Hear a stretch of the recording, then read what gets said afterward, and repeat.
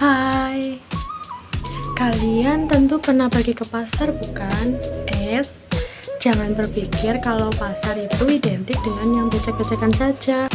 Ketika kalian belanja online, itu juga termasuk pasar loh. Kalian lihat di pasar ini, ada penjual, ada pembeli, dan ada barang-barang yang diperjualbelikan.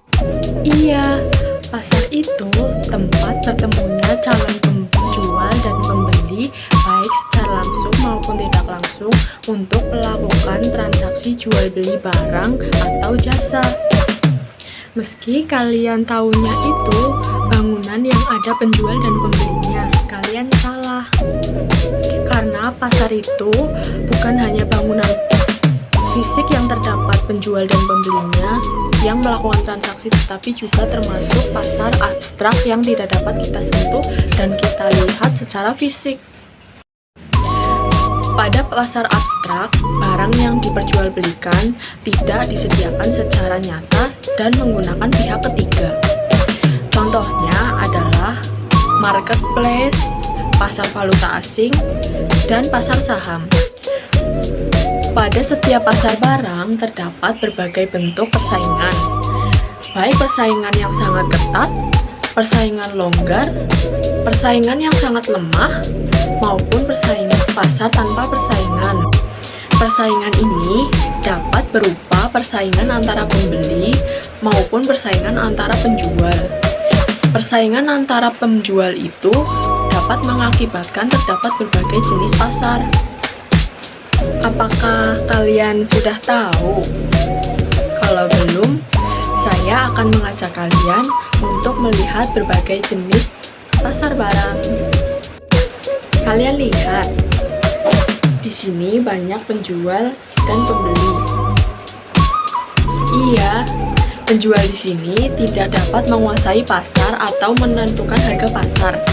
Akan tetapi, mereka hanya dapat menyesuaikan harga barang produksinya dengan harga pasar yang berlaku. Sebaliknya, jumlah pembelian seorang konsumen sangat kecil apabila dibandingkan jumlah pembelian pasar seluruhnya.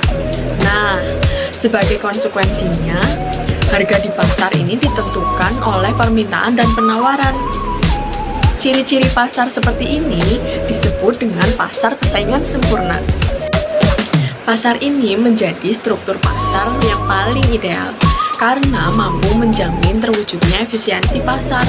Dalam kerjanya, pasar persaingan sempurna ini memiliki berbagai kelebihan, diantaranya di pasar persaingan sempurna ini, masuknya perusahaan baru menyebabkan jumlah barang yang ditawarkan akan bertambah pada harga yang sama, sehingga perusahaan-perusahaan yang ingin bertahan harus mencapai ongkos produksi minimum. Dengan demikian, efisiensi produksi selalu dicapai oleh perusahaan dalam persaingan sempurna.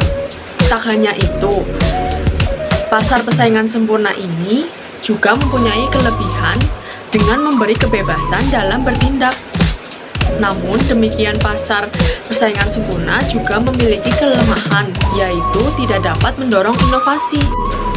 Lihat ini, ada pasar yang sedikit penjualnya, tapi sangat banyak pembelinya. Ini sih ciri-ciri pasar persaingan tidak sempurna, di mana dalam pasar persaingan tidak sempurna ini dibagi menjadi beberapa jenis loh. Kalian lihat,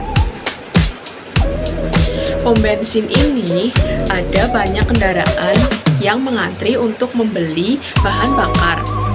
Kalian mungkin tahu kalau seluruh pom bensin di Indonesia ini dikelola oleh Pertamina. Ternyata Pertamina itu juga termasuk pasar loh. Pertamina itu termasuk pasar monopoli.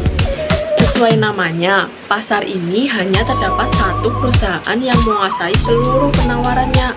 Perusahaan monopoli menghasilkan produk yang tidak diproduksi oleh perusahaan lain.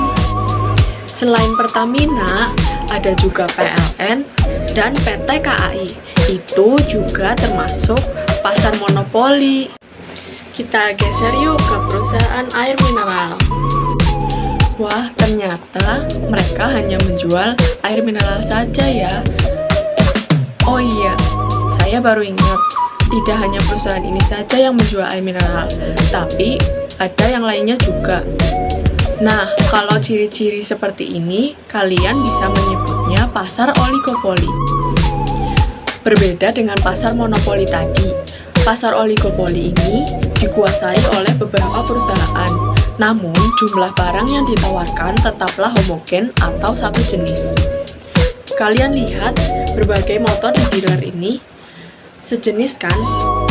Tapi ternyata motor itu satu sama lain berbeda merek loh.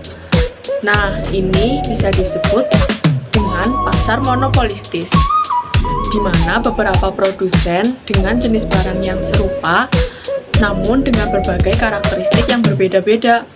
Produsen juga mempunyai kemampuan untuk mempengaruhi harga pasar, tapi tidak terlalu besar dibandingkan dengan pasar monopoli dan oligopoli. Gimana? Kalian sudah paham kan ya? Oke deh, kalau begitu, sampai jumpa dan terima kasih sudah mendengarkan dan menyimak penjelasan dari saya.